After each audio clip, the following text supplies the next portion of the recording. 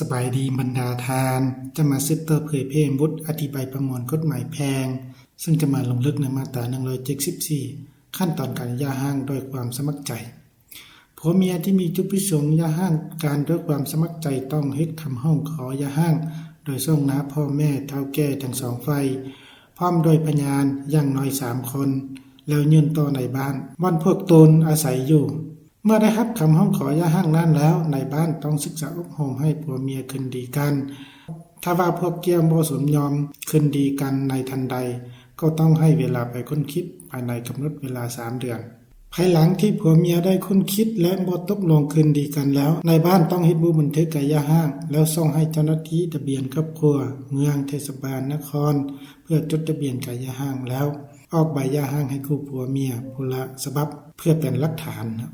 ตัวนี้ถือว่าเป็นเนื้อในของมาตรา174ที่ได้กำหนดเกี่ยวกับขั้นตอนและวิธีการในการหย่าร้างด้วยความสมัครใจและต่อมาจุดประสงค์ของมาตรานี้เพื่อกำหนดขั้นตอนและเวลาในการหย่าร้างด้วยความสมัครใจตัวนี้ถือว่าเป็นจุดประสงค์ของมาตรานี้แล้วต่อมาตัวอย่างกและขอได้ตกลงหย่าร้างด้วยความสมัครใจในการขอหย่าร้างนั้นทั้งสองต้องได้เฮ็ดคำร้องขอหย่าร้างโดยมีพ่อแม่เฒ่าแก่พยานเข้าร่วมซ่องนะและต้องยื่นคำร้องขอดังกล่าวให้แก่ในบ้านคนที่พวกเกี่ยวอาศัยอยู่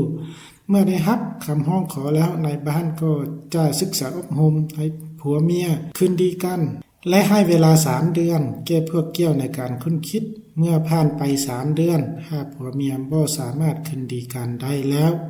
ในบ้านก็ต้องเฮ็ดบันทึกการหย่าร้างแล้วส่งให้เจ้าหน้าที่ทะเบียนครอบครัวตัวนี้ก็เพื่อเป็นการจดทะเบียนการหย่าร้างตามกฎหมาย